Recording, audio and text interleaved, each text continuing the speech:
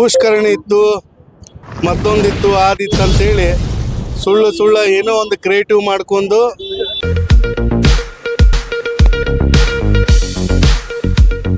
ಏನು ನಮ್ಮ ಹುಬ್ಬಳ್ಳಿ ಧಾರವಾಡದಲ್ಲಿ ಕೋಲ ಗಲಭೆ ಹೇಳ್ಬೇಕಂತೇಳಿ ಒಂದು ದುರುದ್ದೇಶ ಇಟ್ಕೊಂಡು ಒಂದು ರಾಜಕೀಯ ಷಡ್ಯಂತ್ರನ ಮಾಡ್ತಿರುವಂಥ ಈ ಒಂದು ಅಸರೋಣಿಯ ಏನು ಶ್ರೀ ಭವಾನಿ ಶಂಕರ ದೇವಾಲಯದಲ್ಲಿ ಅಲ್ಲಿ ಏನು ಪುಷ್ಕರಣಿ ಇತ್ತು, ಮತ್ತೊಂದಿತ್ತು, ಆದಿತ್ತು ಅಂತೇಳಿ ಸುಳ್ಳು ಏನೋ ಒಂದು ಕ್ರಿಯೇಟಿವ್ ಮಾಡ್ಕೊಂಡು ಈಗ ಒಂದು ಬಂದ್ಬಿಟ್ಟೈತಿ.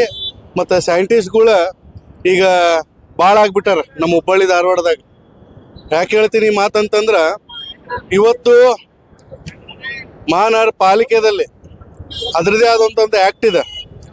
ಅಲ್ಲಿ ಏನಿದೆ ಏನಿಲ್ಲ ಅಂತೇಳಿ ಎಲ್ಲ ಆ್ಯಕ್ಟ್ ಪ್ರಕಾರನ ಎಲ್ಲ ಕಾಮಗಾರಿ ನಡೆಯುವಂಥದ್ದು ಆಗ್ತಿರ್ತಾವೆ. ಅಂಥ ಒಂದು ಇದ್ರದಾಗ ಇವರು ಒಂದು 30-40 ವರ್ಷಗಳ ಹಿಂದಿಂತರೂ ಇದ್ದಾರೆ. ಇಲ್ಲಿ ಪುಷ್ಕರಣಿ ಇತ್ತು ಅನ್ನುವಂಥದ್ದು ಹೇಳ್ತಾರೆ. ಈ ಪುಷ್ಕರಣಿ ಇರುವಂಥದ್ದು ಯಾವುದೇ ರೀತಿ ಇಲ್ಲ ಅನ್ನುವಂಥದ್ದು ದಾಖಲೆಗಳ ನಮ್ಮ ಮಹಾನಗರ ದಾಖಲೆಗಳು ಎಲ್ಲ ಇರ್ತಾವೆ. ಅಂಥ ಒಂದು ವಿಚಾರದಾಗ ಇವರು ಯಾಕೆ ಒಂದು ಜಾತಿ ಇದು ಇಟ್ಕೊಂಡು, ಹಿಂದೆ ಮಹಾನಗರ ಪಾಲಿಕೆ ಸದಸ್ಯರು ಯಾರಿದ್ರು, BJP ಅವರು ಇದ್ರು, ಮೇಯರ್ ಯಾರಿದ್ರು, BJP ಅವರು ಇದ್ರು, ಸರ್ಕಾರ ಯಾರ್ದಿತ್ತು, BJPದೇ ಇತ್ತು, ಕೇಂದ್ರ ಸರ್ಕಾರ ಯಾರ್ದಿತ್ತು, ಅವ್ರದ್ದೇ ಇತ್ತು. ಮತ್ತು ಅವಾಗ ಯಾವಾಗೂ ಸೈಂಟಿಸ್ಟ್ ಕಂಡು ಬರಲಿಲ್ಲ, ಸೈಂಟಿಸ್ಟ್ಗಳಿಗೆ ಈಗ ಕಂಡು ಬಂದ್ಬಿಟ್ಟೈತಿ. ಹಂಗಂದ್ರೆ ಎಲ್ಲ ಕಡೆ ಅವಾಗಿನ ಪ್ರದೇಶಗಳ ನೀರಿನ ವ್ಯವಸ್ಥೆ ಅನಾನುಕೂಲಗಳು ಇರ್ತಿದ್ದಿಲ್ಲ. ಅವತ್ತಿನ ಮಟ್ಟಕ್ಕೆ ನೀರು ಎಲ್ಲಿ ನಿಲ್ಲುತ್ತೆ ಅನ್ನೋಂಥದ್ದು ಅದನ್ನೇ ಹೊಂಡ ಮಾಡುವಂಥದ್ದು ಮಾಡ್ತಿದ್ರು. ಹಂಗಂದ್ರೆ ಈಗ ಹೆಗ್ಗೇರಿ ಗ್ರೌಂಡ್ ನೀರಿನ ಪ್ರದೇಶ ಅದು. ಹಂಗೆ ಈಗ ನಮ್ಮ ಹೊಸೂರು ಶ್ರೀ ಗಾಳಿದಂತೆ ಗುಡಿ ಕಡೆ IT ಪಾರ್ಕ್ ಅದು ನೀರಿನ ಪ್ರದೇಶದ. ಮತ್ತು ಆ ಕಟ್ಟಡನ ಕೊಡಿಸ್ತಿದ್ರ ಇವರು. ಈ ಕಟ್ಟಡ ಕಟ್ಟಿದಾರಲ್ಲ ಅದನ್ನ ಬೆಳೆಸಿ ಕೆರಿ ಮಾಡಿಕೊಡ್ತಾರ. ಎಲ್ಲೇನು ಜೀರ್ಣ ಉದ್ಧಾರ ಆಗಬೇಕು, ಯಾವ ರೀತಿ ಅಭಿವೃದ್ಧಿ ಆಗಬೇಕು ದೇವಾಲಯಗಳು ಅನ್ನೋದು ಚಿಂತನೆ ಇಲ್ಲ ಅವ್ರಿಗೆ. ಇಂಥವು ಇವತ್ತು ಮುಸ್ಲಿಂ ಏನು ಕಾರ್ಪೊರೇಟರ್ ಆಗಿದ್ದಾರ ಇಕ್ಬಾಲ್ ನವಲೂರ್ ಅವರು, ಆ ಒಂದು ಮುಸ್ಲಿಂ ಕಾರ್ಪೊರೇಟರ್ ಇರೋದ್ರಿಂದ ಅವ್ರಿಗೆ ತೊಂದರೆ. ಯಾಕಂದ್ರೆ ಅಲ್ಲಿ ಸುಮಾರು ವರ್ಷಗಳಿಂದ ಯಾವುದೇ ಕಾಮಗಾರಿ ಆಗಿದ್ದಿಲ್ಲ. ಅಲ್ಲಿ ಜನಗಳ ಮುಸ್ಲಿಮ್ಗಿಂತ ಹಿಂದೂಗಳ ಬೇಡಿಕೆ ಭಾಳ ಆಗಿತ್ತು. ಇಲ್ಲಿ ರಸ್ತೆ ಆಗ್ಬೇಕ್ರಿ. ಅವಾಗ ಏನು ಇಂದಿನ ಸದಸ್ಯರಿದ್ರ ಅಲ್ಲಿ UGD ಮತ್ತು ಅಂಡರ್ಲೈನ್ ಕೆಲಸಗಳೆಲ್ಲ ಮಾಡಿಕೊಟ್ಟಾರ. ಓಡಾಡಕ್ಕೆ ಮೆಟ್ಲಿಂಗ್ ಇಂಥವೆಲ್ಲ ಮಾಡಿಕೊಟ್ಟಿದ್ದಾರೆ ಅನ್ನೋವಂಥದ್ದು ಹೇಳಿದ ಮ್ಯಾಗ ರೋಡನ್ನು ಮಾಡಿಕೊಡ್ತೇನೆ ಭರವಸೆ ಕೊಟ್ಟು ಅವರು ಕಾಡಿ ಬೇಡಿ ಅದಕ್ಕೆ ಫಂಡ್ ಅಂತಂದು ಕೆಲಸನ ಮಾಡ್ತಿದ್ದಾರೆ. ಇವತ್ತು ಬಂದು ಅದಕ್ಕೆ ಅಡೆತಡೆ ಮಾಡುವಂಥದ್ದಾದ್ರೆ ತಪ್ಪಾಗುತ್ತಿದೆ. ಇದು ಒಂದು ಜಾತ್ಯತೀತವಾಗಿ, ಒಂದು ಪಕ್ಷಾತೀತವಾಗಿ ನಾವು ಎಲ್ಲರೂ ಕೂಡ ಇವಾಗ ಆ ಅಸರೋಣಿಯಲ್ಲಿರುವಂಥ ಏನು ಆ ರೋಡ್ ಆಗ್ಬೇಕನ್ನುವಂಥದ್ದು ನಮ್ಮೆಲ್ಲರ ಇಚ್ಛೆ ಇದೆ. ಅಲ್ಲಿ ಜನರಿಗೆ ಏನು ಬೇಡಿಕೆ ಆಗೈತಿ ಆ ರೀತಿ ಕೆಲಸ ಕಾಮಗಾರಿ ಆಗಬೇಕು. ಈ ಡೋಂಗಿ ಹೋರಾಟಗಾರನ ತಗೊಂಡ್ಬಂದು ಇಲ್ಲಿ ಭಾಷಣ ದೊಡ್ಡ ಮಾತಾಡಿ ನಮ್ಮ ಶಾಂತಿಯುತ ಇರುವಂಥ ಹುಬ್ಬಳ್ಳಿ ಧಾರವಾಡ ಜಿಲ್ಲೆಯನ್ನ ಕೋಮಗಲಭೆ ಆಗಿ, ಮತ್ತೆ ಇಲ್ಲೇ ಏನು ಉದ್ಯಮಿಗಾರರು ಇರ್ತಾರೆ, ಸಣ್ಣ ಪುಟ್ಟ ವ್ಯಾಪಾರಸ್ಥರು ಇರ್ತಾರೆ, ಇವ್ರಿಗೆಲ್ಲ ತೊಂದರೆ ಮಾಡುವಂಥದ್ದು ಇವ್ರ ಉದ್ದೇಶ ಆಗೈತಿ. ಇವ್ರ ಅಭಿವೃದ್ಧಿ ಅಂತರೂ ಸತ್ರು ತೋರ್ಸಂಗಿಲ್ಲ. ತೋರ್ಸೋದಾದ್ರೆ ಎಲ್ಲ ಮುಖಂಡರಿದ್ದಾರೆ, ಎಲ್ಲ ಪ್ರಜ್ಞಾವಂತರಿದ್ದಾರೆ. ಅಂಥವ್ರ ಜೊತೆ ಒಂದು ಸಭೆಯನ್ನ ತಮ್ಮ ಮಾಧ್ಯಮ ಮುಖಾಂತರ ಕೇಳ್ಕೊತೀನಿ. ಆ ಸಭೆಯಲ್ಲಿ ಕರೆದು ಒಂದು ಡೆಬೇಟ್ ಮಾಡ್ರಿ. ಇವತ್ತು ಆಗ್ತಿರೋವಂಥದ್ದು ಫ್ಲೈಓವರ್ಗಳೆಲ್ಲ ನೋಡ್ತಿದ್ರೆ ಬರ್ತಾರೆ, ಇದೇನಿದು ಮೆಟ್ರೋದು ಏನ್ರಿ ಇದು ಫ್ಲೈಓವರ್ ಅಂತ ಕೇಳ್ತಾರೆ. ನಮ್ಗೆ ಬೆಂಗಳೂರದಾಗಿಂದ ಬಂದವ್ರ ನಮ್ಗೆ ಆ ಪರಿ ಆಗಿದೋ ಇಲ್ಲಿ ಫ್ಲೈಓವರ್ ಅಂದ್ರೆ. ಹುಬ್ಬಳ್ಳಿಯ ಒಂದು ಪ್ರಸಿದ್ಧವಾಗಿರುವಂಥ ನಮ್ಮ ಉತ್ತರ ಕರ್ನಾಟಕದ ಹೆಸರುವಾಸಿ ಇರುವಂಥದ್ದು ಈ ಒಂದು ಧಾರವಾಡ ಜಿಲ್ಲೆ. ಇಲ್ಲಿ ಏನು ಕೊಡುಗೆ ಐತೆ ಅನ್ನೋದು ಏನು 30 ವರ್ಷಗಳಿಂದ ಇವ್ರೇನು ಅಧಿಕಾರನ ವಹಿಸ್ತಿದಾರ. ನಾ ಯಾರ ಹೆಸರು ತೊಗೊಳಕ್ ಬಯಸಂಗಿಲ್ಲ. ಯಾಕೆ ಬಯಸೋದಿಲ್ಲ ಅಂದ್ರೆ ಹಿಂಗೆ ಬಯಸವ್ರು ದೊಡ್ಡವರಾಗ್ಬಿಟ್ಟಾರ. ಅವ್ರು ಏನಾದ್ರು ಒಂದು ಹೆಸರನ್ನು ಉಂಟು ಮಾಡ್ತಾರೆ, ಅದಕ್ಕೆ ಏನಾದ್ರು ಸೃಷ್ಟಿ ಮಾಡ್ತಾರೆ, ಇಂಥವ್ರು ಮಾಡತ್ತಾರ ಅಂದ್ಕೊಳ್ಳೆ ಹಿಂಗೆ ಎಲ್ಲರಿಗೂ ನಮ್ಮಂಥ ಯುವಕರಿಗೆ, ನಾವು ಹಿಂದೂಗಳೇ, ನಮ್ಮಂಥ ಯುವಕರಿಗೆ ನಮ್ಗೊಂದು ಭ್ರಮೆ ಆಗಿಬಿಟ್ಟಿತ್ತು. ಇಲ್ಪ ಇದು ಹಿಂದುತ್ವ, ಇದು ನಮ್ದು, ಇದು ನಂದು ಅಂತೇಳಿ. ಇಲ್ಲ, ಬಾಬಾ ಸಾಹೇಬ್ ಅಂಬೇಡ್ಕರ್ ಅವರು ಆ ಜಾತಿ ಈ ಜಾತಿ ಅಂತ ಸಂವಿಧಾನ ಮಾಡಿಲ್ಲ. ಪ್ರತಿಯೊಬ್ಬರ ಸಂವಿಧಾನರಿಗೆ ಎತ್ತಿಡುವಂಥದ್ದು ಬಾಬಾ ಸಾಹೇಬ್ ಅಂಬೇಡ್ಕರ್ ನಮ್ಮ ಕೊಡುಗೆಯನ್ನು ಕೊಟ್ಟಾರ. ಆ ಸಂವಿಧಾನ ಪ್ರಕಾರ ಇವರೆಲ್ಲರೂ ನಡೆದ್ರೆ ಇವ್ರು ದೇಶದಾಗ ಉಳಿತಾರ. ಇಲ್ಲ ಅಂದ್ರೆ ದೇಶದಿಂದ ಹೊರಗೆ ತಾನಾಗೆ ಹೋಗ್ತಾರೆ. ಇಲ್ಲ ಅಂದ್ರೆ ನಮ್ಮಂಥ ಹಿಂದೂಗಳು ಏನು ದಲಿತರು ಅಲ್ಪಸಂಖ್ಯಾತರು ಅದರ ಇದು ಯಾವ ರೀತಿ ಖಂಡನೆ ಮಾಡ್ಬೇಕನ್ನೋಂಥದಕ್ಕೆ ಅವ್ರಿಗೆ ಎದಿ ಮ್ಯಾಗೆ ನಿಂತು ಖಂಡನೆ ಮಾಡುವಂಥದ್ದು ಆ ದಿನಗಳು ಬರ್ತಾವ. ಇವ್ರು ಜೀರ್ಣ ಉದ್ಧಾರ ಮಾಡ್ಬೇಕನ್ನುವಂಥದ್ದು ಆತಂದ್ರೆ ದೇವಾಲಯಗಳು ಎಷ್ಟು ಮಂದಿ ಹಿಂದೂಗಳದಾರ ಇವತ್ತು ಅವ್ರನ್ನ ಉದ್ಧಾರ ಮಾಡಂತೇಳ್ರಿ. ಅವ್ರಿಗೆ ಎಷ್ಟು ಶಿಕ್ಷಣ ಕಲ್ತಿದಾರ, ಆರ್ಥಿಕವಾಗಿ ಎಷ್ಟು ತೊಂದರೆ ಇದಾರ, ಅವ್ರಿಗೆ ಇದು ಮಾಡಂತೇಳ್ರಿ. ಅದನ್ನ ಬಿಟ್ಕೊಟ್ಟು ಇವತ್ತು ದೇವಸ್ಥಾನ ಬಗ್ಗೆ ಏನು ದೇಣಿಗೆ ಎಪ್ಸೋವಂಥದ್ದು ಎಲ್ಲ ಮಾಡ್ತಾರ, ಅದು ಪೈಸಕ್ಕೆ ಪೈಸಾ ಯಾರು ಕೊಟ್ಟಿದಾರ ಅನ್ನೋಂಥದ್ದು ಬೆಳಕಿಗೆ ತೊಗೊಂಬನ್ರಿ. ಇಂಥವ್ರು ಕೊಟ್ಟಿದಾರ ದಾನಿಗಳು ಅಂತೇಳಿ ಯಾಕೆ ಹೇಳತ್ತಿಲ್ಲ? ಎಲ್ಲೆಲ್ಲೋ ದಾನಿಗಳು ಎಷ್ಟೆಷ್ಟೋ ದಾನವನ್ನು ಕೊಟ್ಟಿರುವಂಥದ್ದು ಅದನ್ನು ಮುಚ್ಚಾಕುವಂಥದ್ದು ಇಂಥದ್ರಾಗ ಹೊಂಟ್ಬಿಟ್ಟಾರ ಇವ್ರು. ದೇಶ ಬಚಾವ್ ಮಾಡ್ತಾರಂತಿವ್ರು, ಎಲ್ಲ ಯುವಕರನ್ನ ಯುವತಿಯರನ್ನ ಬಚಾವ್ ಮಾಡ್ತಾರಂತ. ಎಲ್ಲಿ ಬಚಾವ್ ಮಾಡ್ತಾರೆ? ವಿದ್ಯಾರ್ಥಿಗಳ ಇವತ್ತು ಪರಿಸ್ಥಿತಿ ಭಾಳ ನೋವ್ದಾಗ ಜೀವನನ ನಡ್ಸತ್ತಾರ. ಇವತ್ತು ಅಷ್ಟೆಲ್ಲ ತಂದೆ ತಾಯಿ ಶಿಕ್ಷಣನ ಕೊಟ್ರ ಅವ್ರಿಗೆ ಒಳ್ಳೆ ರೀತಿ ಶಿಕ್ಷಣದ ವ್ಯವಸ್ಥೆನ ಹದಗೆಟ್ಟು ಹೊಂಟೈತಿ. ಅಂಥದ್ದು ಜಾಗ್ರತೆ ವಹಿಸಾತಿಲ್ಲ. ಇಂದಿನ ಯುವಕರು ನಾಳಿನ ಪ್ರಜೆಗಳಂತಾರ. ಬಕೆಟ್ ಹಿಡಿಯೋದ ಕೆಲಸ ಇದು ಬಿಟ್ರೆ ಬೇರೆ ಏನು ಕೆಲಸ ಇಲ್ಲ ಇದು. ಇಂದಿನ ಯುವಕರಿಗೆ ನಾಳೆ ಪ್ರಜೆಗಳು ಮಾಡ್ಬೇಕಂದ್ರೆ ಅವ್ರಿಗೆ ಒಳ್ಳೆ ಶಿಕ್ಷಣ ಕೊಡ್ರಿ.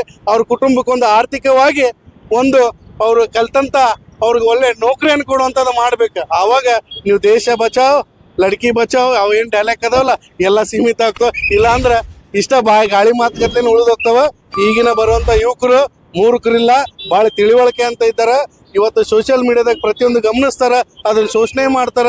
ನೀವೇನು ಏದಾಗ ಇದು ಮಾಡಿರಲ್ಲ ಎಡಿಟಿಂಗ್, ಆ ಏದಾಗ ಹಾಕಿ ನಿಮ್ಮ ಕ್ವಶನ್ ಅಲ್ಲೇ ರಿಪ್ಲೈ ತಗೊಂಡು ಅದಕ್ಕೆ ಉತ್ತರ ಕೊಡುವಂಥವ್ರು ಭಾಳ ಪ್ರತಿಯೊಂತರ ಯುವಕರು ಅಂತೇಳಿ ಸಂದರ್ಭದಾಗ ಹೇಳ್ತೀನಿ. ವರ್ಷ ಏನು ಆಸರ ಹೊಂಡಲ್ಲಿ ಜಾತ್ರೆ ಆಗ್ತಿದೆ, ಆ ಜಾತ್ರೆಗೆ ಪರ್ಮಿಷನ್ ಕೊಡಬಾರ್ದು ಅಂತ ಹೇಳಿ ಅವರು ಆಗ್ರಹ ಮಾಡಿದ್ದಾರೆ. ತಮ್ಮ ಏನಂತೀರಿ? ಈಗ ಜಾತ್ರೆ ಈದ್ ಮಿಲಾದ್ ಹಬ್ಬದ ಜಾತ್ರೆ ಬಗ್ಗೆ ತಾವು ಕೇಳ್ತಿದ್ರಿ. ಈಗ ಈದ್ ಮಿಲಾದ್ ಹಬ್ಬನ ನಮ್ಮ ನಾಡದಲ್ಲಿ ಇವತ್ತು ನಮ್ಮ ಊರಿನಲ್ಲಿ ಜಾತ್ರೆ ಮಾಡುವಂಥದಕ್ಕೆ ಯಾರಿಗೂ ಅಡೆತಡೆ ಇವತ್ತಿಗೂ ಎಲ್ಲೂ ಮಾಡಿಲ್ಲ. ಇವತ್ತು ಇಲ್ಲಿ ಮಾಡ್ತಿದಾರ ಅಂತಂದ್ರೆ ಇವ್ರ ಉದ್ದೇಶ ಏನನ್ನೋದು ಇಲ್ಲೇ ಕಾಣ್ತೈತಿ ನಿಮ್ಗೆಲ್ಲ. ಇವ್ರ ಉದ್ದೇಶ ಒಂದು ಜಾತಿಯ ಒಂದು ಕೋಲುಗಲೆ ಹೇಳಬೇಕು, ಒಂದು ಮುಸ್ಲಿಮ್ಸ್ ವಿರುದ್ಧ ಮಾಡಬೇಕು, ಈ ಹಬ್ಬಗಳ ತಡೆಯನ್ನು ಮಾಡ್ಬೇಕು ಅನ್ನೋದು ಅಲ್ರಿ. ಯಾವಾಗ ತಿಳುವಳಿಕೆ ಬರ್ತೈತ್ರಿ? ಶ್ರೀ ಗಣಪತಿ ಹಬ್ಬ, ಈದ್ ಮಿಲಾದ್ ಕೂಡಿ ಬರ್ತಾವ. ಅಂತ ಒಂದು ಕೂಡಿ ಬರುವಂತ ಹಬ್ಬದಾಗ ಜಾತಿ ಭೇದವ ಇಲ್ಲ. ಇವ್ರಿಗೆ ಯಾಕೆ ಬೇಕ್ರಿ ಜಾತಿ ಭೇದವ ಅನ್ನೋದು? ನಿಮ್ಮ ಮನೆ ಒಳಗಡೆ ಇಟ್ಕೊರಿ ಅದು ಜಾತಿ ಮತ್ತೊಂದು ಪೂಜೆ ಪುನಸ್ಕಾರ. ಹೊರಗೆ ಬಂದಾಗ ಇದೇ ಈಗ ಹೇಳಿದ್ನಲ್ಲ, ಬಾಬಾ ಸಾಹೇಬ್ ಅಂಬೇಡ್ಕರ್ ಅವರು ಪ್ರತಿಯೊಬ್ಬೊಂದು ಧರ್ಮಕ್ಕೆ ಒಂದು ರಚನೆ ಮಾಡಿ ಕೊಟ್ಟಿದ್ದಾರೆ ಸಂವಿಧಾನ. ಅವ್ರ ಹಕ್ಕನ್ನ ಪಡ್ಕೊಳಕ್ಕೆ ಅವ್ರಿಗೆ ಹಕ್ಕಿ ಸಂಬಂಧ ಏನು ಅವರು ಇಷ್ಟು ವರ್ಷನ ಹಬ್ಬನ ಮಾಡ್ತಿದಾರ, ಅದನ್ನ ಮನೆಯ ಮೂಲಕ ಅವ್ರ ಸಮಾಜದವ್ರೆಲ್ಲರೂ ಮುಸ್ಲಿಂ ಬಾಂಧವರು ಮನೆಯನ್ನ ಈ ಭಾಗದಾಗ ಶಾಸಕರಂತರು ಬಿಜೆಪಿಯವರು ಇದ್ದಾರೆ. ಇವನು ನಮ್ಮ ಪೂರ್ವ ಕ್ಷೇತ್ರದ ಪ್ರಸಾದ್ ಅಬ್ಬೆ ಸಾಹೇಬ್ರಿಗೆ ಅವ್ರಿಗೊಂದು ಮನೆಯನ್ನು ಮಾಡ್ಕೊಂಡು, ಹಾಗೆ ಡಿಸ್ಟ್ರಿಕ್ಟ್ ಮಿನಿಸ್ಟರ್ ಸಂತೋಷ್ ಲಾಡ್ ಅವ್ರಿಗೆ ಮನೆಯನ್ನು ಮಾಡ್ಕೊಂಡು ಆ ಪರ್ಮಿಷನ್ ತಗೊಳುವಂಥದಕ್ಕೆ ನಾವು ಕೂಡ ಅವ್ರ ಜೊತೆ ಹೋಗಿ ಬೆಂಬಲ ಕೊಟ್ಟು ಆ ಹಬ್ಬನ ಏನು ಶಾಂತಿಯುತವಾಗಿ ಅದ್ದೂರಿಯಾಗಿ ಆಚರಣೆ ಮಾಡುವಂಥ ಬೆಂಬಲನ್ನು ನಾವು ಕೂಡ ಮಾಡ್ತೀವಿ ಅನ್ನೋಂಥದ್ದು ಈ ಸಂದರ್ಭದಾಗ ಹೇಳ್ತೀವಿ.